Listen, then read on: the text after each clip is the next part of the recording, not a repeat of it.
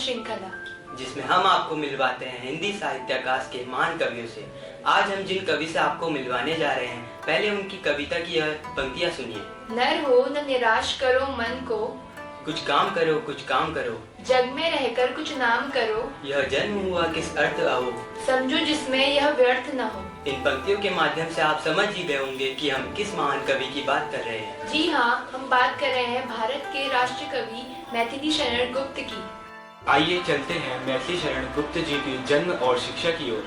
मैथिली शरण गुप्त जी का जन्म 3 अगस्त 1886 को उत्तर प्रदेश के झांसी जिले में हुआ। गुप्त जी की शिक्षा हिंदी, संस्कृत और बांग्ला में हुई। उन्हें बाल्यकाल से ही कविता में रुचि थी।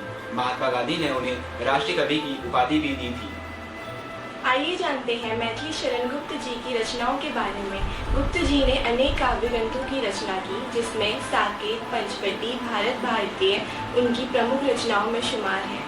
आइए जानते हैं गुप्त जी की काव्य शैली और भाषा के बारे में। मैथिली शरण गुप्त जी की भाषा सरल, सहज और भावपूर्ण थी।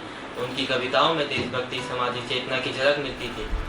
आइए जानते हैं गुप्त जी की कविताओं के प्रभाव के बारे में। गुप्त जी ने हिंदी कविताओं को घर घर पहुँचाया। वे हिंदी साहित्य के नवजागरण युग के प्रतिनिधि कवि थे। मैथिली शरण गुप्त जी 12 दिसंबर 1964 को इस दुनिया से विदा हो गए, लेकिन उनकी कविताएं आज भी जन जन को प्रेरणा देती हैं।